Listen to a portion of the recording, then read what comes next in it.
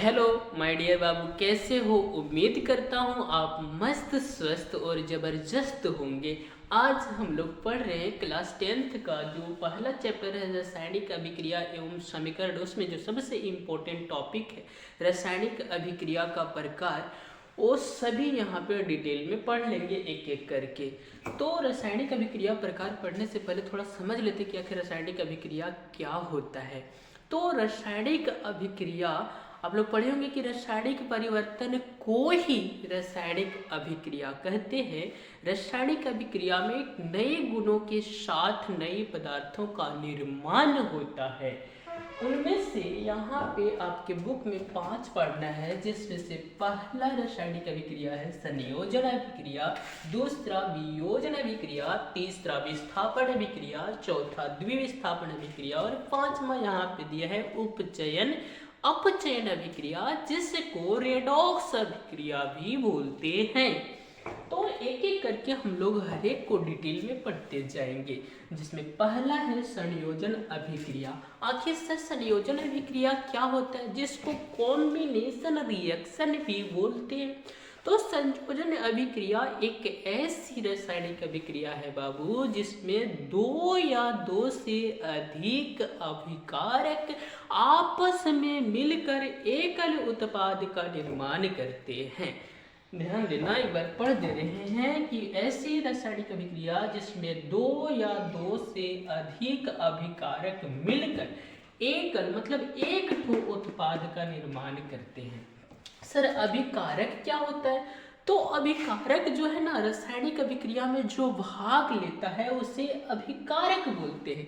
इसको हमेशा किसी रासायनिक अभिक्रिया में प्लस चिन्ह लगाकर बाईं ओर लिखा जाता है। और उत्पाद क्या होता है? सर रासायनिक अभिक्रिया होने के बाद जो बनता है उसे उत्पाद बोलते हैं, और इसे हमेशा रासायनिक अभिक्रिया में दाईं ओर लिखते हैं। जैसे कि एग्जाम्पल से हम लोग समझते हैं कि हाइड्रोजन जो H2 गैस है वो ऑक्सीजन गैस से जब रिएक्शन करता है तो दोनों यहाँ आपस में मिलकर जल का निर्माण करता है H2O, जिसका सूत्र होता है बाबू, यहाँ पे दोनों गैस अवस्था में है और यहाँ पे दो बनने के बाद ये लिक्विड बन जाता है।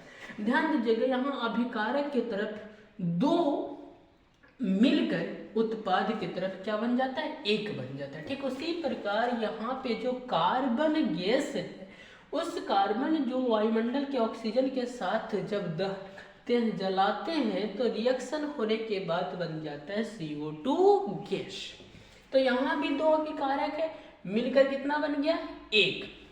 और बढ़िया से अगर समझेंगे तो दैनिक जीवन के लाइफ में अगर समझना चाहें तो जैसे मान लीजिए कि आप हैं, ठीक, और आप तो छोड़िए दो, मतलब जैसे मान लीजिए कोई बाबू है, उसका कोई महिला मित्र है और आपस में दोनों जब दोस्ती हो जाता है, फ्रेंडशिप हो जाता है, तो ऐसा दोस्ती बन जाता है ना जो कि बोलता है कि हम आपके लिए हैं, तो वो भी बोलता है कि हम आपके लिए, दोनों मिलके क्या बन जाता है? एक। पता चले अगर मूवी का थोड़ा बात कर लेना तो बाबू, तो जैसे उसमें होता है ना, आप देखे होंगे कि मारता है, हीरो को मारता है तो पता चले चोट हीरोइन को भी लग जाता है। तो इससे क्या पता चलता है कि दोनों क्या हो गया? एक हो गया है। ठीक, और ज़्यादा उधर मत जाओ, अभी पढ़ने का टाइम है। तो इसी के अंदर एक और अभिक्रिया है जो आ जाता है छोटा, जो कि इम्पोर्टेंट भी काफ़ी है, ऊष्माक्षेपी अभिक्रिया।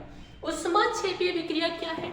ऐसी रासायनिक अभिक्रिया जिसमें क्या होता है, उत्पाद के निर्माण के समय ऊष्मा भी निकलता है।